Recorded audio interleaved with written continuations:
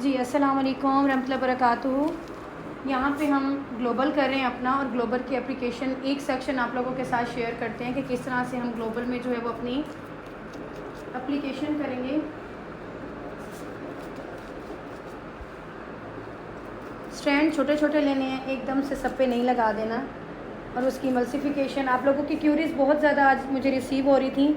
जितना पॉसिबल हुआ है मैंने 30 मिनट्स के अंदर या 40 मिनट्स आई थिंक आप लोगों के साथ में रही हूँ, मैंने आप लोगों को रिस्पांस किया है। लेकिन एक सबसे बड़ी चीज़ है, आप लोगों की क्यूरीज एक्सप्लेन सही नहीं की हुई होती, मुझे आप लोगों के क्वेश्चन समझ नहीं आ रहे होते। और एक चीज़ आप ख़ास ख्याल करें, जो हाउस वाइफ्स हैं और जो बिगनर्स हैं, कि हेयर का काम ऐसा बिल्कुल नहीं है कि मैं आपको बताऊँ ये शेड उठाएं इसको लगा दें। अब मुझे नहीं पता आपके हेयर्स की हिस्ट्री क्या है, आपके जो है वो रूट्स पे क्या लेवल है, आपकी लेंथ का क्या लेवल है, आपका फ़ाइन है, कोरस है, मीडियम हेयर है। तो हेयर्स का काम जो होता है विदाउट हिस्ट्री पॉसिबल ही नहीं है। ठीक हो गया। आप जस्ट मैं आप लोगों को बताती हूँ कवरेज का मेथड। इससे ज़्यादा अगर इश्यूज़ ज़्यादा हैं स्वेयर किस्म के, आप लोगों की क्यूरीज आ रही होती हैं कि जी हमने ग्लोबल करना है, स्ट्रिकिंग करनी है, तो घर पे बताएं।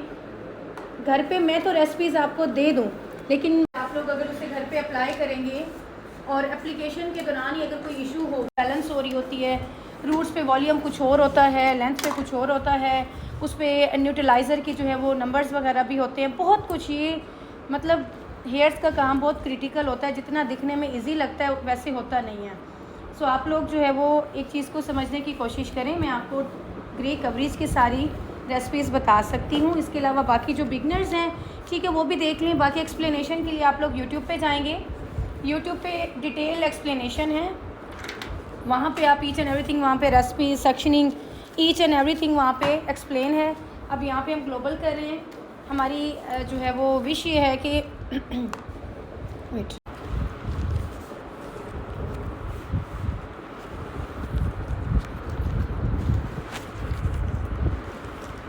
इन हेयर्स पे ये इनको हम fine to medium hairs consider करेंगे। फाइन टू मीडियम हेयर्स हैं, तो इस पे हम सिर्फ 20 वॉल्यूम से काम करेंगे। आप सब ने जो क्यूरीज की हुई थी ना, किसी ने कहा कि जी मैंने ये किया, 30 वॉल्यूम आप लोगों ने लगाया हुआ था रूट्स पे, तो देखें ना कितना बड़ा आपने एक ब्लंट कर दिया। 30 वॉल्यूम कहाँ लगता है रूट्स पे ना। सो इसमें इससे आपको हेयर फॉल हो जाएगा, आपके ऐसे ऐसे मसले शुरू हो जाएंगे हेयर्स के, जो कभी रिजॉल्व भी नहीं हो पाएंगे। सिर्फ हल ही होगा, आपने तो कट्स करने हैं या फिर आपने लाखों भर के अपने सालाना जो है वो ट्रीटमेंट्स लेने हैं। क्योंकि जो इस फ्लैक्स ट्रीटमेंट्स होते हैं ये कोई नॉर्मल नहीं होते, ये काफ़ी एक्सपेंसिव ट्रीटमेंट्स होते हैं, जो कि मैं आप लोगों के साथ शेयर भी करती रहती हूँ इंस्टाग्राम पे, कि जो हमारे पास ट्रीटेड हेयर्स आते हैं, जो बाल बिगड़े हुए होते हैं, अक्सर सैलून से उनका काम ख़राब हुआ हुआ होता है, जो बेचारे बिगनर्स होते हैं।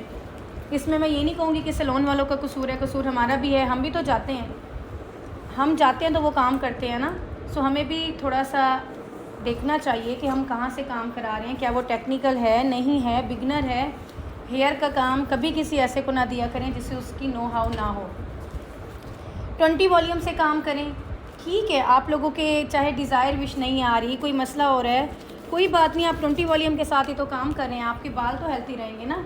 लाइफ टाइम ट्रांसफॉर्मेशन होती है, ना कि हमने सिर्फ उसी वक्त करनी होती है, बाकी फिर भूल जाना होता है।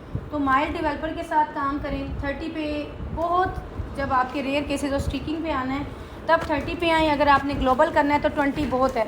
अब इन हेयर्स पे हम 20 यूज़ कर रहे हैं, 30-40 का तो तसव्वुर ही नहीं।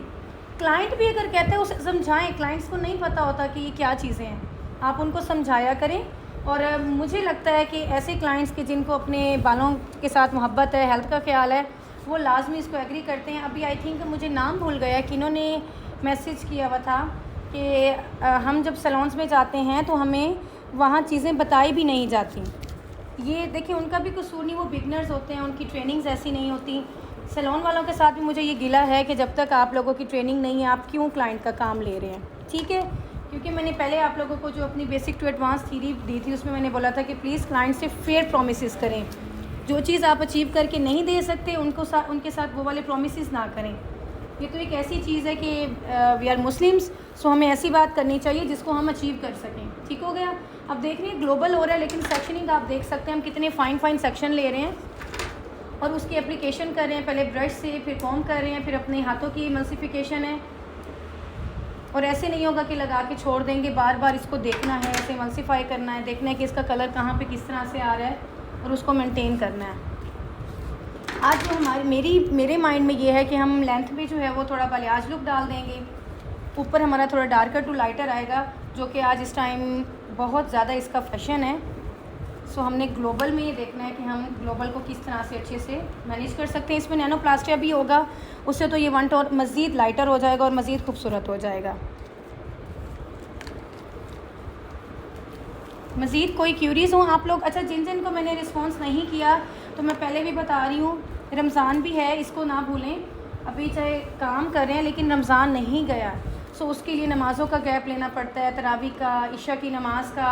आप लोगों को पता है कि मैं उससे आगे फिर काम नहीं लेती, मेरी जो है वो कुछ रूल्स रेगुलेशंस हैं, क्योंकि काम पूरे साल होने हैं और रमज़ान चला जाएगा और इसकी बरकतों से महरूम रह जाएंगे। तो इसी वजह से रात को मैं आप लोगों की क्यूरीज़ नहीं देख सकती। इंशाल्लाह रमज़ान के बाद खैर आफ़ियत से आप लोगों को 1-2 घंटे जो मैं स्पेसिफ़िक फ़िक्स करूँगी, और 10K पे हम फिर लाइव आया करेंगे, जिसमें आप लोगों की लाइव क्यूरीज़ को रिस्पॉन्स किया जाएगा। और ट्रेनिंग्स के लिए जो लोग आना चाह रहे हैं, आप लोग कोई इस्लामाबाद से हैं, कराची से हैं, आप सब थोड़ा वेट कर लें। हम जो है अभी रमज़ान में तो सवाल ही नहीं, रमज़ान खैर से बस अब रुखसत हो रहा है। ईद के बाद जो प्लानिंग्स होंगी उसका स्केड्यूल आप लोगों के साथ भेज दिया जाएगा। और टेक्निकल बनने के लिए आप लोगों को ये मोबाइल पे आप लोग नहीं देख सकते, आपको इसको हैंड ऑन प्रैक्टिस करना होगा। पहले इसकी थ्योरी होगी, थ्योरी के बाद आप जो हैं इसको कर पाएंगे। पहले नोट्स होते हैं जो कि आप लोगों को दिए जाएंगे, आप लोगों को थ्योरी याद कराई जाएगी, पढ़ाई जाएगी, समझाई जाएगी, फिर उसके बाद आप लोगों को प्रैक्टिकल कराया जाएगा।